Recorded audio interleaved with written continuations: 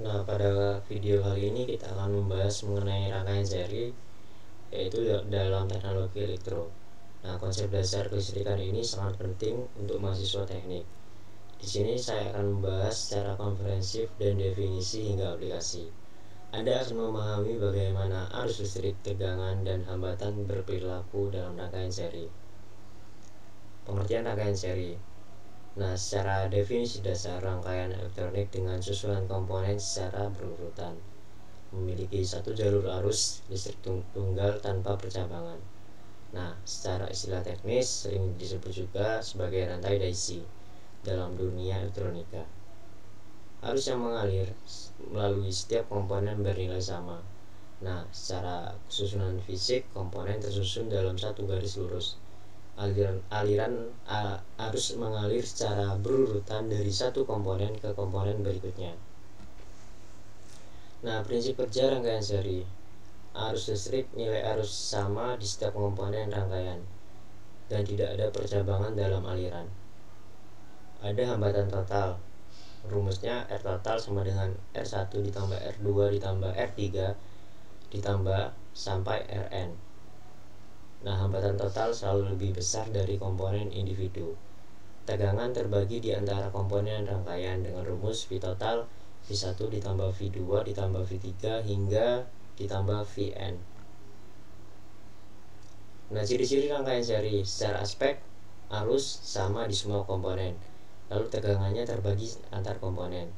Hambatan total jumlah semua hambatan.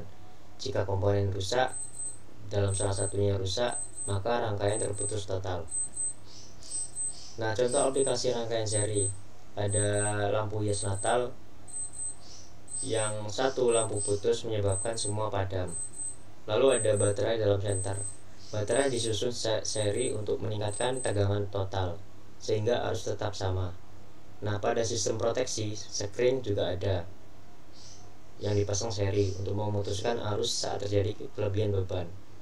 Nah, kelebihan rangkaian seri yang pertama kesederhanaan, konstruksi sederhana dan mudah dipahami sehingga ideal untuk pemula. Lalu yang kedua ada efisiensi ruang, ideal untuk rangkaian elektronik dengan komponen terbatas dan ruang sempit. Yang ketiga ada tegangan tinggi, baik diaplikasikan dengan tegangan tinggi, mengurangi beban arus. Nah, kemudian lalu yang keempat ada kemudahan pemasangan.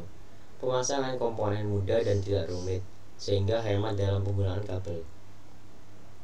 Lalu kekurangannya, yang pertama kerentanan.